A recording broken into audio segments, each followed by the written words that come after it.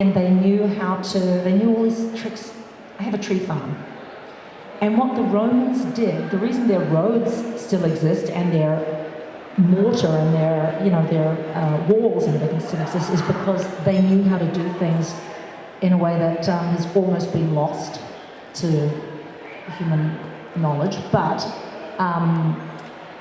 they did amazing things with trees, and it's part of their construction, and we're all about replicating that on our... I don't mean on building roads or Roman walls or anything, but I've been reading about how they dealt with oak trees and what they did with hazelnuts and poplars, and it's probably not very exciting to you, but super exciting to me. Thank you. My pleasure. Ancient knowledge, man. We're going to have to remind ourselves of some of this stuff because it puts the power back in your own hands to go and make some changes. Yeah. Yeah. Hi, Lucy. My question is about My Life is Murder, and particularly the episode with Megan. Obviously, your characters were completely different to Xena and Gabrielle, so what were the similarities and differences filming the two?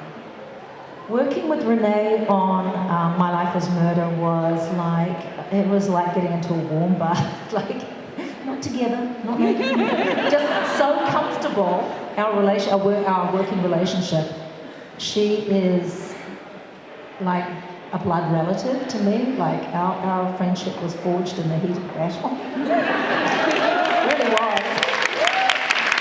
We went through some really tough times in our lives together, and so we don't need to see one another all the time to feel very close. She's a remarkable woman and an incredible director.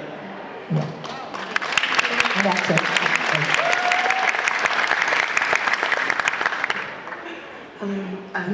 I'm Frances. Hey Frances, lift that thing up a bit so we can hear you, Angel. I can't hear you. Yeah, there you go, that'll do. Thank you. Hello again. I was just wondering, I know you've already sung a tiny bit, which was lovely. If you would possibly mind singing any song that was on Xena at all? Or even a verse, just a small line of everything. Songs on Xena?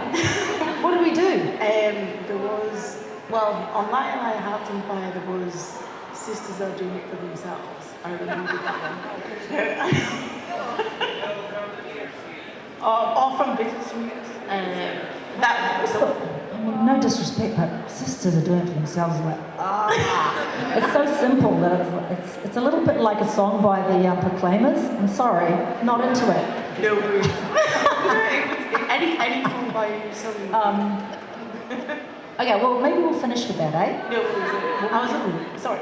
It's okay. We'll finish with that because it's weird to do that and then settle down into it. All right, Frances. Thank you. Put my thinking cap on. Frances. You're going to hold me to that because I'll forget. I'm ADD, you know, which is sometimes very convenient. Hello, lovey. Hi, Lucy. You all right? G'day. Yeah. Totes all right. Take off your clothes. Oh, bless me, Father. That's the song. That's the song to sing. Oh, that's instructed. Take off his clothes. Take off your clothes. Where will it end? Now, talking and singing. I think we push it all the way to the white fronts, and then we stop. Suits me. Good man.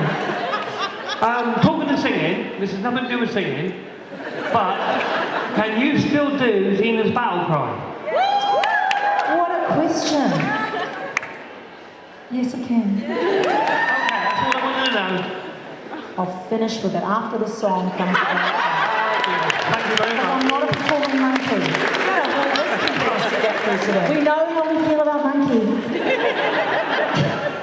Toes as well. I'll be a monkey's uncle. Yes, sir. Hi, Lucy. Hi. I feel like I'm in the minority here because I'm a huge Battlestar Galactica fan. I don't think so. Anyway. And I thought the show was excellent, and I thought you and your role were excellent as well. Thank you. What brought you to the show, and what's your memories of that show?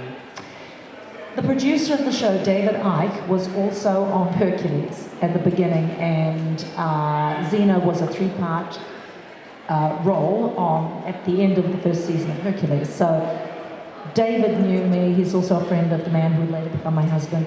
And he invited me to play Ty's wife in the very beginning of Battlestar. And I was like, David, I don't play people's wives.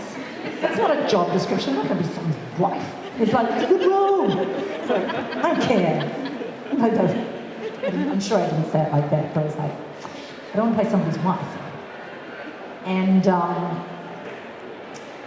eventually this role came up and he was like, you're going to play Deanna Beers as journalist, and she turns out to be asylum, but you can't tell anyone. I was like, fine. Who am I going to tell?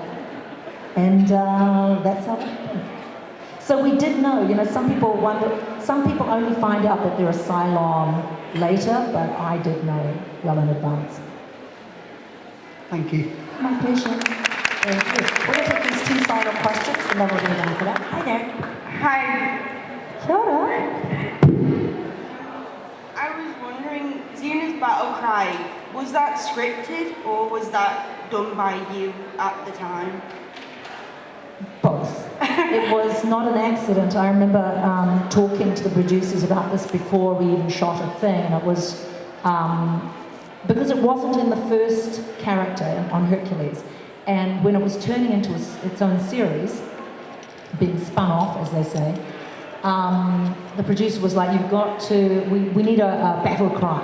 And there were these Arabic women on the news who were at a funeral, and they were doing that ululation. Well, I couldn't do it like the Arabic women. My tongue just wouldn't behave that way. So I kind of, jimmied it, made it my own, and just did what you know today as the war cry. Okay, thank you. My pleasure. Hello, Lucy. Kia ora. Lovely to meet you again. Actually, I have a question about Salem.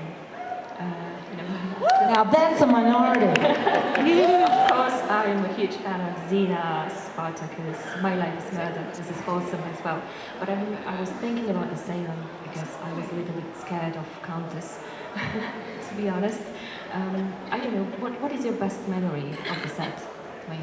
I really liked working with Joe Doyle. Joe is a troubadour. This guy, he's a wonderful singer, and he's, I don't know what's happened to Joe. But working with him, I think, was my best moment. I really liked Tamsin and Elisa Bill too. They were good little buddies.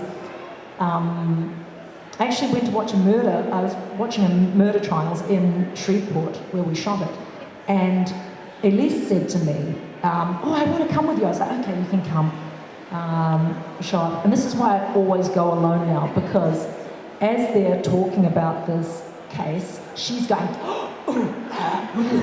making all these noises like, shut up, get thrown out of here. You can't have an attitude, you've got to sit there and just do nothing with your face. Don't blow your nose, don't gasp, nothing, because you're a guest there, So, and I like to be very discreet, even though I go, oh my God, this murder trial is happening, right? I'm like, I have to go and see. A guy had basically just about decapitated a woman with a box cutter, which is like the #1 weapon in America. Because they're easy to get, they're cheap, and you need them in a hurricane, which they have all the time in that part of the world. Anyway, so I'm like, I've got to go and watch. This woman with her head cut off, turns out that Shreveport, which has, tiny little town, has the university where they do their accreditations for all the surgeons. So they actually stitched her head back on, and she was going to testify against this guy. I'm like, oh, I've got to be there. So I'm working, going, hey, what time are we going to get off today? I'm only in one scene. Can I get off by 2? And or 11, whatever it was. And they're like, yeah, and it's getting later. I'm like, can I get out after 2? And they go, okay, you can get, you're wrapped. And I'm like, great, I'm tearing off my clothes. I'm going to the trailer, I'm pulling on my trousers, and I leave with my full Countess wig and makeup, right? And I'm running into the courthouse, down the seat, and I'm just watching. But I forget that I am sticking out like dog's bollocks. And the judge stops the trial and goes, "Ma'am, can you identify yourself?" Because I've got like 3 wigs on, massive hair, dark eye makeup, and I'm like Maleficent just walked in the room, right? And I have to tell him who I am, and he hears my accent. They're always worried that with my accent that I'm a journalist who's come to complain about the death penalty, because I find myself in Caddo Parish in Shreveport, Louisiana, which metes out more death penalties than anywhere else in America. Therefore, the world, and I'm here at this, anyway, and I was just like, no, I'm the Countess, no judgment. And they went on with the trial, but yeah, so I don't know how we got to that. I think there was a monkey in the story somewhere. Thank you very Great much. question. Lovely story. Can you imagine being on trial for murder and you're in the courtroom, you look over and you go, "Is that Lucy Lawless?" You know, that does happen, but with African American women. Yeah, Xena was really popular with African American women in particular. So, yeah, they will spot me before, and Filipinos and Turks. Yeah, anywhere. I can be like under like I've got Blair, I'm hungover, I'm underneath a sofa in a airlines lounge somewhere, and the Turks and the Filipinos are going, "Hello, can I have a photo?"